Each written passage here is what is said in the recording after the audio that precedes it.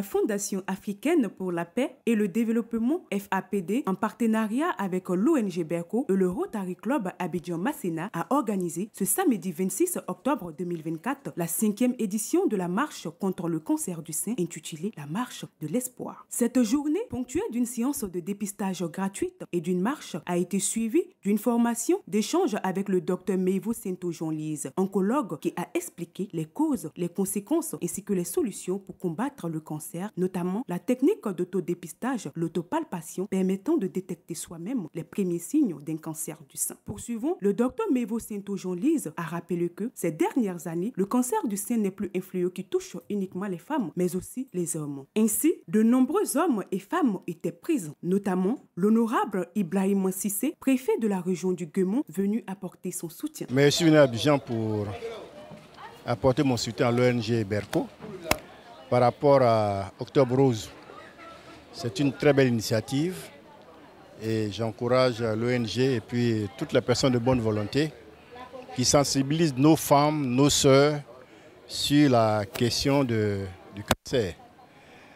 C'est un problème qui ne doit pas être comme cela puisque je vais dire, comme il a été abondamment expliqué, lorsque le dépistage est fait assez tôt, les guérisons sont importantes.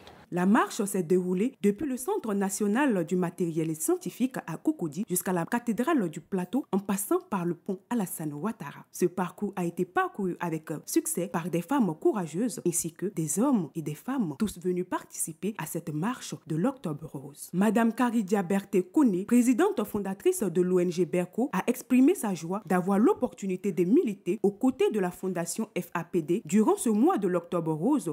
Oui, je dirais plutôt que nous sommes à notre première édition en partenariat avec la Fondation africaine pour la paix par le développement. Donc la toute première édition. Un sentiment de joie, un sentiment de gaieté.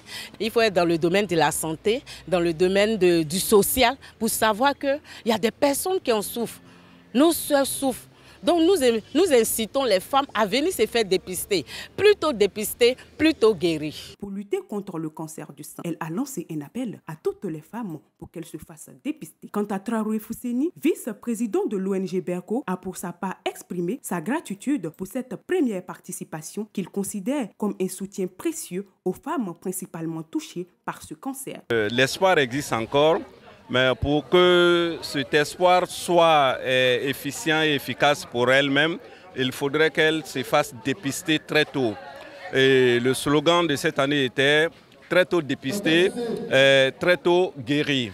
Donc cette marche aujourd'hui que nous avons accomplie du Centre national du matériel scientifique jusqu'au plateau, nous a quand même montré l'ampleur du taux de cancer dans le monde parce que nous avons écouté certains spécialistes et nous avons été quand même beaucoup impressionnés par la qualité des intervenants et nous souhaitons prompt rétablissement et bonne guérison à toutes celles qui sont déjà atteintes du cancer.